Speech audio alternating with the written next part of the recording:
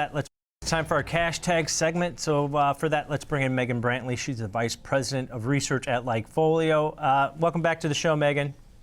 Thanks for having me, guys. Happy Friday. Happy Friday. We get you on Friday once again. So we're talking Roku. The stock has popped post-earnings last week. We didn't get a chance to cover this one prior to earnings, but it seems like maybe the stock's catching up to maybe some positive sentiment data that you guys have on this name.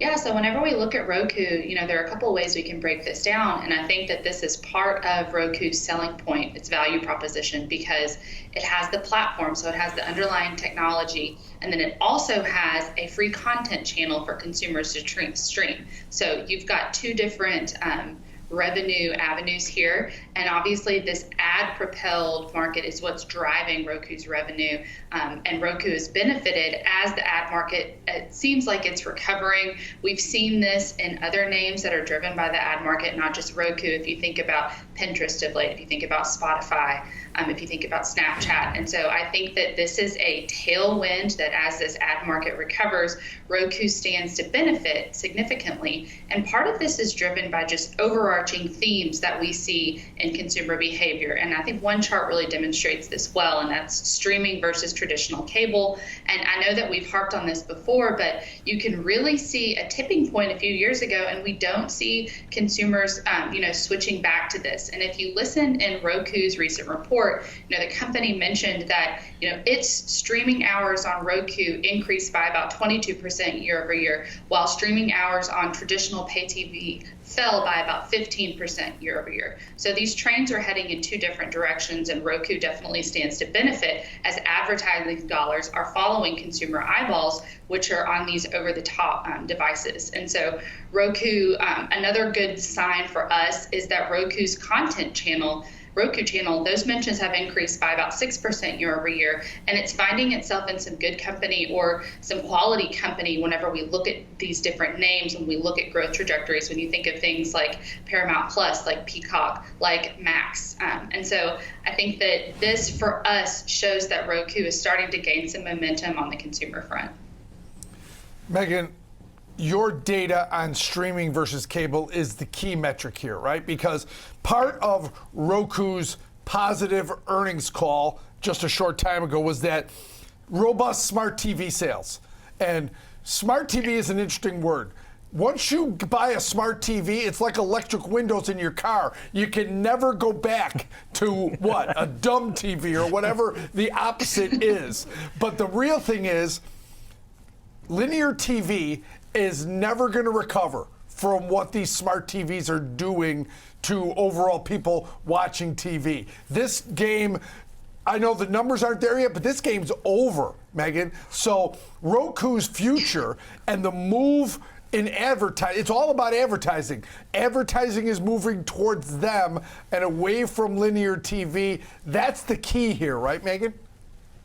Yeah, you're exactly right. A couple of years ago, we've talked about this for some time, that the gap was massive in terms of the amount of consumer eyeballs that are shifting to streaming versus how quickly advertising dollars were able to follow. And that gap is starting to close, and you're starting to see Roku benefit. And part of that is Roku has market share. Whenever you think about the connected TV market, think that it's estimated around 51% market share, and a lot of that is because of the smart TVs, like you mentioned. So a lot of times consumers may be, utilizing this Roku technology and may not even realize it because they just have a smart TV that's powered by Roku.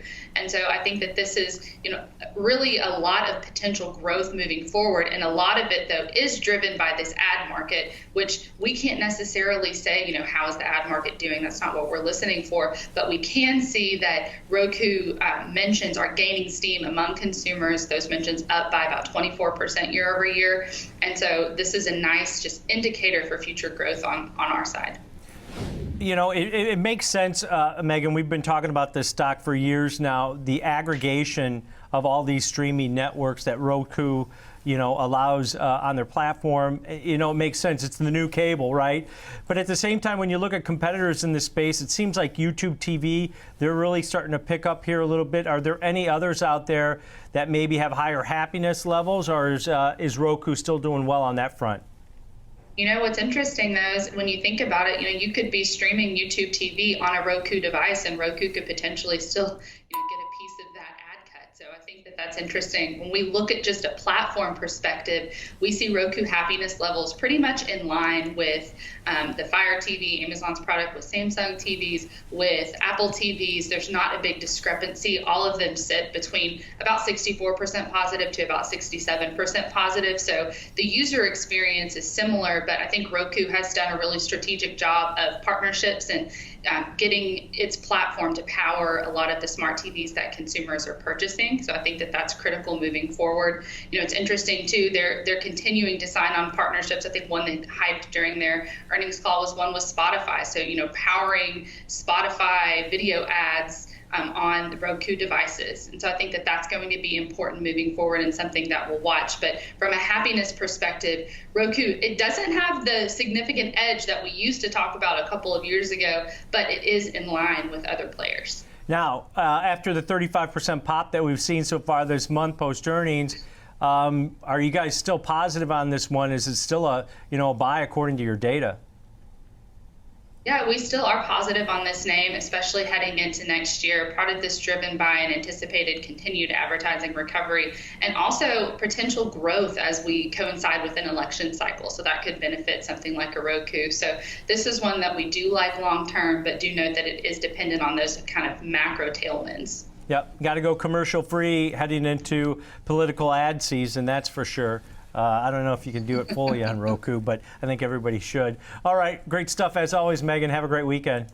Thanks, guys. You too. All right, that's Megan Brantley, Vice President of Research, breaking down the data of Roku.